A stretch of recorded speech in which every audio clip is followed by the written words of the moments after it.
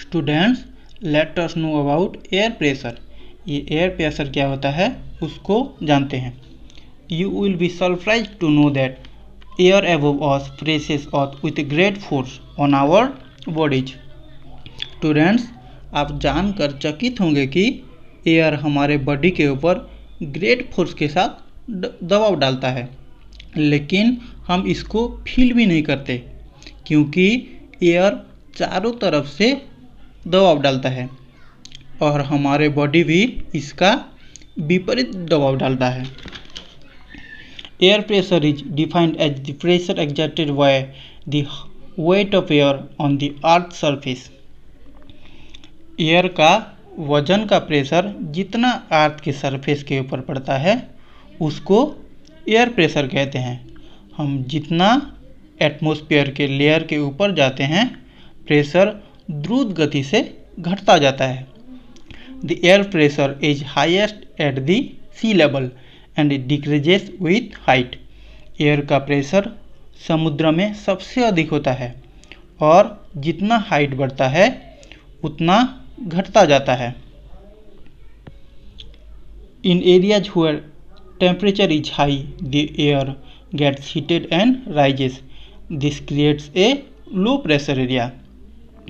जिस जगह पर टेम्परेचर ज़्यादा रहता है वहाँ पर एयर गर्म होकर ऊपर उठता है और लो प्रेशर एरिया क्रिएट करता है जिसको हम लघुचाप कहते हैं। लो प्रेशर एरिया में आसमान क्लाउडी रहता है और बरसाती पाग दिखाई देता है वहाँ पर। In areas having low temperature the air is cold, it is therefore heavy. जिस जगह का टेम्परेचर कम रहता है उस जगह का एयर भी ठंडा रहता है और हवा वजनदार होता है। वजनदार हवा नीचे चला आता है और हाई प्रेशर एरिया क्रिएट करता है। हाई प्रेशर एरियाज में आसमान साफ और धूपदार रहता है। सो स्टूडेंट्स, एयर हमेशा हाई प्रेशर एरिया से लो प्रेशर एरियाज की ओर आता है। Students, now let us know about an interesting fact. Moon में एयर नहीं होता है, इसलिए वहाँ पर एयर प्रेशर भी नहीं होता है। Astronauts have to wear special protective space suits filled with air when they go to the moon. Astronauts जब स्पेस में जाते हैं उनको एक स्पेशल सूट्स पहनना पड़ता है। अगर वो सूट्स नहीं पहनेंगे तो बॉडी से जो काउंटर प्रेशर निकलेगा उसी से ब्लड्स का वेसल फट जाएगा और उनकी बॉडी से बहुत खून बहेगा। So they have to wear a special protective space suits while going to the space. Students, let us know now about the wind. The movement of air from high pressure area to low pressure area is called wind. High pressure area से low pressure areas को air की गति को wind कहते हैं। आप लोग देखे होंगे कि हवा पेड़ की सूखे पत्ते को नीचे गिरा देता है और जब तूफान आता है तो पेड़ को भी ज़मीन से उखाड़ कर फेंक देता है। कभी कभी तो हवा इतना बहता है कि उसके खिलाफ चलना भी पूरा मुश्किल हो जाता है। Students, winds can be broadly divided into 3 types. Those are permanent winds, seasonal winds and local winds. Let us now first know about the permanent winds. The trade winds, westerlies and easterlies are permanent winds. जो trade winds, westerlies और easterlies होते हैं वो permanent winds का example है। ये 3 winds constantly yearly एक particular direction में बहता है। Then come seasonal winds. These winds change their direction in different seasons. अलग अलग सीजन में इसका दिशा बदलता रहता है, जिसका एग्जाम्पल है मानसून जो कि हमारा इंडिया में बहता है। Then comes local winds. These blow only during a particular period of the day or year in a small area. एक स्मॉल एरिया में पार्टिकुलर एक डे में या ईयर में ये बहते रहते हैं. For example land and sea bridge.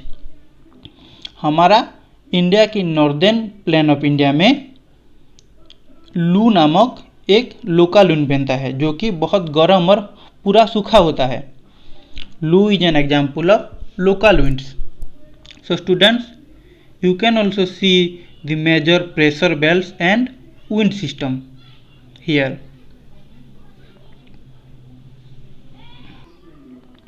Students, now let us know about a cyclone that hit Odisha in October 1999 and what the destruction caused. Let us know. हमारे उड़ीसा इंडिया के ईस्टर्न सी coast में है जो कि बे ऑफ बंगाल से उत्पन्न होने वाला साइक्लोन का शिकार होता है.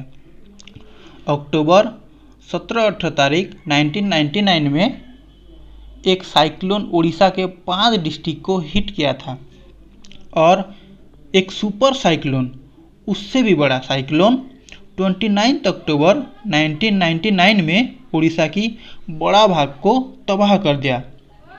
साइक्लोन में हवा का गति था 260 किलोमीटर पर आवर जो कि बहुत तेज था.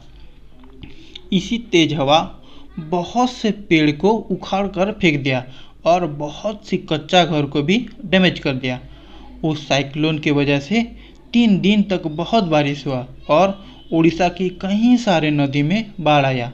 समुद्र का पानी लैंड एरियाज के अंदर चला आया और ज़मीन में चाष किए हुए धान फसल को पूरा नष्ट कर दिया.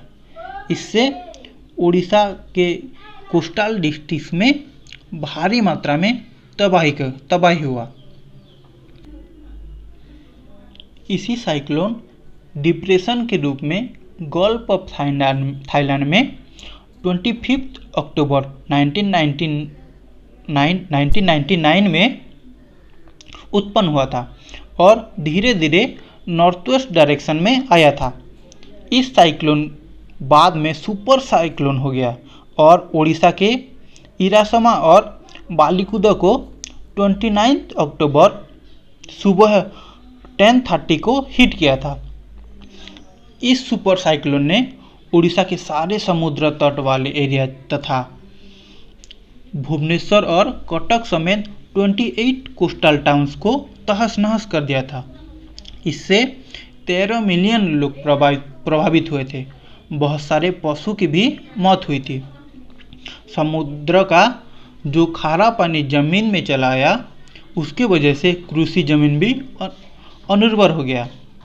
बहुत सारे साल, टीक और बम्बू के पेड़ भी नष्ट हो गए. पारादीप और कोणार्क के बीच जो मैंग्रोव फॉरेस्ट था वो भी पूरा नष्ट हो गया था. So this cyclone was very devastating in 1999.